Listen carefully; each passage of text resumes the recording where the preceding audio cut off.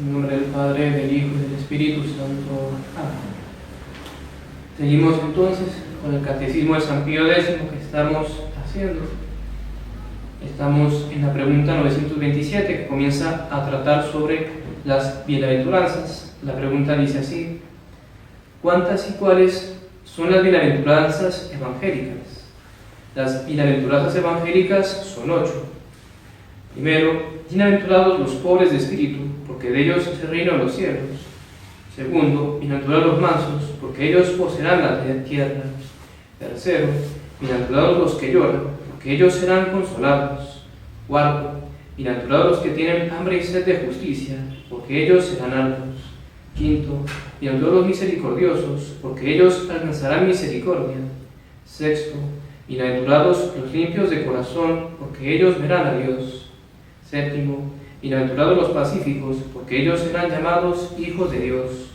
Octavo, bienaventurados los que padecen persecución a causa de la justicia, porque de ellos es el reino de los cielos. La siguiente pregunta, 928. ¿Por qué nos propuso Jesucristo las bienaventuranzas en el Sermón de la Montaña del Evangelio de San Mateo, como se lee?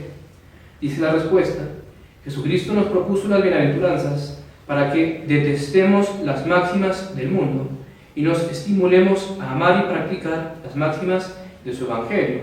Para que detestemos, dice el Catecismo, las máximas del mundo, que son totalmente opuestas. Y de hecho, si uno lo medita es así. ¿Qué dice Cristo? Cristo dice: bienaventurados los pobres de espíritu, porque es el reino de los cielos. Y en el mundo que hay soberbia, deseo de riquezas. Los bienaventurados para el mundo son los ricos, los que tienen poder. Bienaventurados los mansos, porque ellos poseerán la tierra, dice Cristo. ¿Y qué dice el mundo? Las máximas del mundo: bienaventurado el que se puede vengar, que puede hacerle algún mal a sus enemigos, a los que le han hecho daño. Bienaventurado el que puede hacer eso. Esa es la máxima del mundo.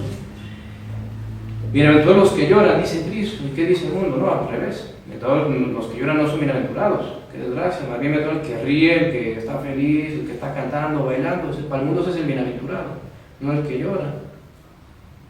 Y así con todos los demás, si uno sigue viéndolos, siempre el mundo es lo opuesto a Cristo, a las máximas del Evangelio. Entonces nos las propone el Catecismo para que detestemos aún más las del mundo, como contrarias a las que Él nos da. Y veamos la siguiente pregunta, interesante también, 929. ¿Quiénes son los que el mundo llama bienaventurados?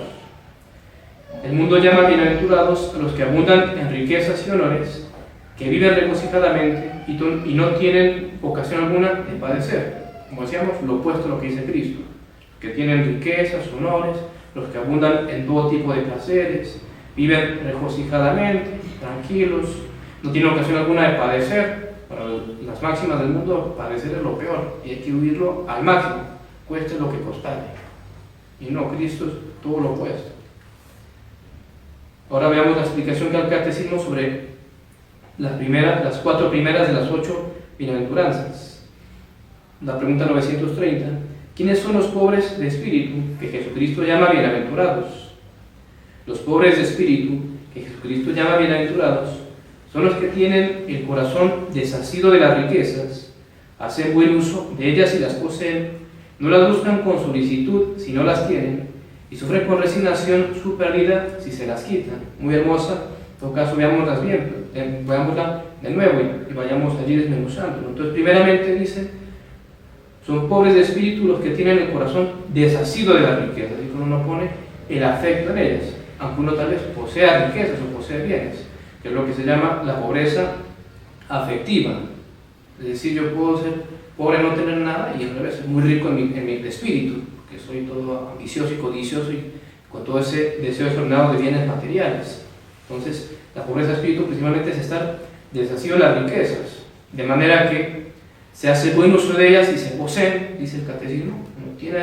Puede ser que a veces en la providencia se supone que alguien tenga tal vez riquezas, que tenga mucho dinero de más, entonces hacer buen uso de ellas, si se poseen. Y de hecho, en el plan de Dios, cuando una persona le da, digamos, dinero, le da riquezas, no es para que lo acumule y se pudra, eso no es el plan de Dios, sino para que lo use ¿para qué? Para buenas obras de magnificencia, generando trabajo, obras sociales, ayudando a los necesitados. Eso es en la mente de Dios. Cuando alguien le da esa gracia de tener dinero, de tener bienes materiales, que hacemos buen uso de ellos también en ese sentido. Bueno, no para uno solo, el egoísmo, ¿no? Para la sociedad, cuidar a los necesitados, generar trabajo, tantas cosas buenas que se pueden hacer si uno tiene y usa bien el dinero. Entonces, usar bien de ellas, eso forma parte de la pobreza de espíritu y no estar asido a ellas. De hecho, si uno no está asido a ellas, uno muy fácilmente hace todas las buenas obras. Cuando está pegado a sus riquezas, uno no quiere, uno es avaro.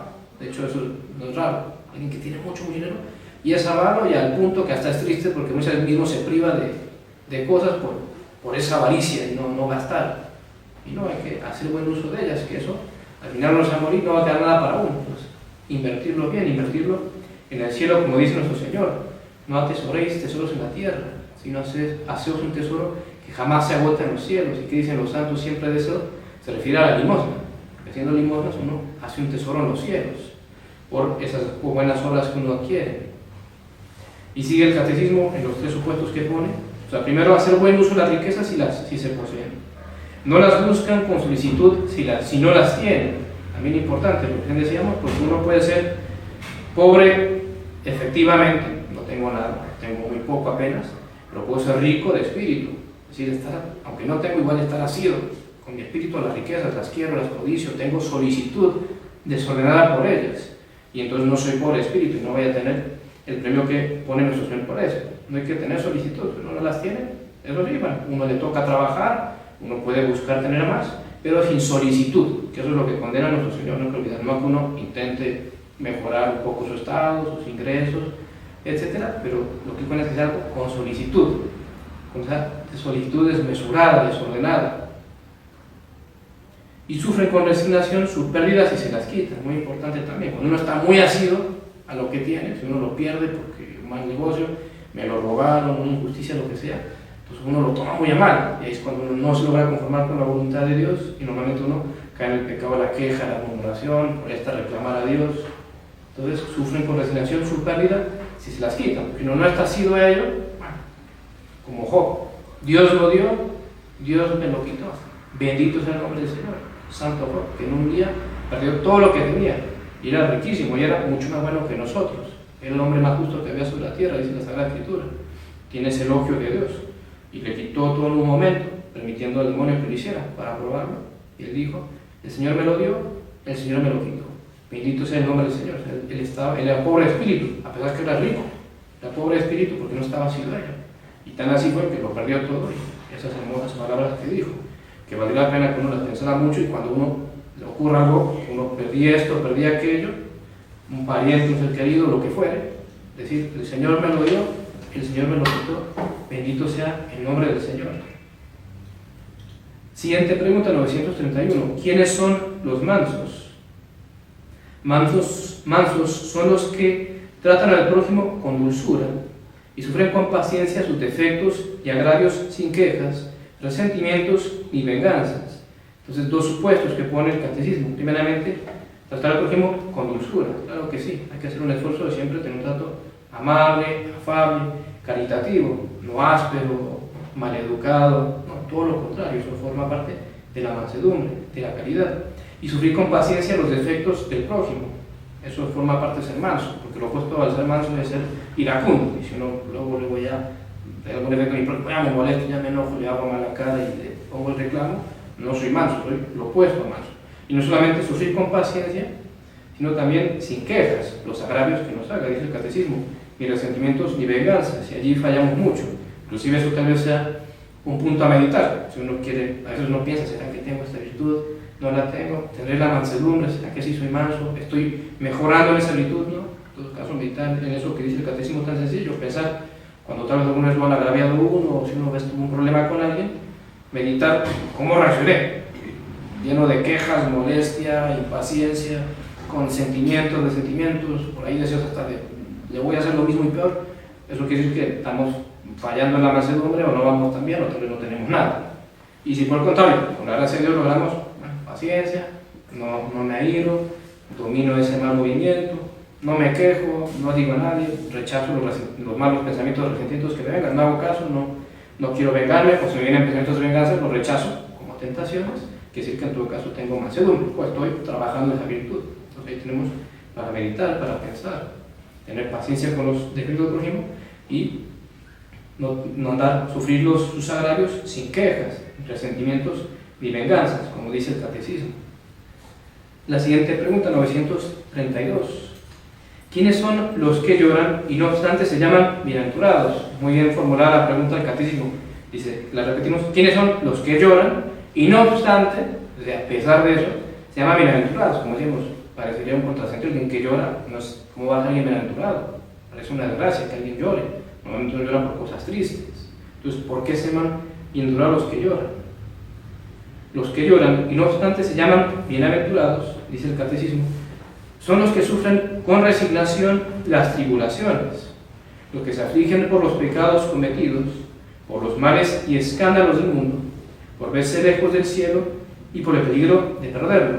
Muy hermoso la respuesta del catecismo. En tu caso, miramos cada una de sus partes. Primeramente dice, bienaventurados los que lloran, los que sufren con resignación las tribulaciones, la cruz y las penas, los trabajos que Dios envía. Uno, claro que los que la cruz no duela, los que no pesan, uno por ahí llora, pero uno lo acepta con resignación. Si uno lo ofrece así, claro que vale. María Santísima tenía plena conformidad con la voluntad divina y sin embargo lloraba y sufría muchísimo allí al pie de la cruz del Calvario, viendo a su hijo amadísimo morir y morir de tal forma. Entonces, pero hay que tener la resignación para ser bienaventurados, para que recaiga sobre esa bienaventuranza de Dios. Hay que sufrir, llorar, pero con resignación, con la aceptación de la voluntad de Dios, con la aceptación de que eso que estoy sufriendo, que me pasa, en última instancia por mis pecados. Tal vez, aunque lleve mucho tiempo con la gracia de Dios, que tal vez no cometa ningún pecado grave, seguro en el pasado los hay, y como sabemos, uno solo mortal que yo cometí en mi vida, basta y sobra para que estuviera en el infierno. Entonces, con mucha sencillez, no quejarse, imitar al buen ladrón, también otro ejemplo hermoso para meditar, cuando él está allí en la cruz y reprende al mal ladrón, dice, nosotros estamos aquí por nuestras culpas, él no hizo nada, nosotros lo merecemos por nuestras culpas. Él aceptó su cruz como un castigo y le valió la salvación. Y en cambio el mal ladrón no la aceptó, no se resignó, y sin embargo todavía tuvo cruz y se condenó. Porque eso no hay que olvidarlo, nos salvamos con cruz o nos condenamos con cruz, y peor porque nos va a pesar más. Cuando uno la arrastra, la cruz pesa más. Y el catecismo sigue diciendo los que se afligen por los pecados cometidos y los que lloran por sus pecados que han hecho. Claro que sí. Bienaventurado el que Dios le da la gracia de que recuerda sus pecados que ha cometido, particularmente los pecados graves, y los llora. Como tantos santos, ha habido santos que podemos decir que, mejor dicho, no habían hecho pecados prácticamente y lo comparamos con nosotros, sin embargo, cómo lloraban sus faltas venialísimas que tenían, o el pecado que tal vez cometieron alguna vez. ¿Cómo lloraban? Un San Agustín, me imagino cómo lloraría todos sus extravíos de su vida pasada. Claro que bienaventurado si uno puede tener esa gracia de Dios, que uno se acuerda de sus pecados pasados y uno los llore, realmente le duele, le pese haber cometido esos actos. Eso es una bienaventuranza. Por los males y escándalos del mundo, llorar por los males que se ven, particularmente el pecado, que es el mal moral, y en última instancia podemos decir que es el único mal verdadero que existe, el pecado, el mal moral. Ver eso y llorar, y claro que llorar, porque el pecado es una ofensa a Dios. Tristemente estamos tan inmersos en este mundo, tan lleno de pecado, tan lleno de mal, que es como que nos acostumbramos a vivir con ello, a respirar allí, y ya no nos causa tanta impresión. Pero es que debiéramos estar llorando día y noche,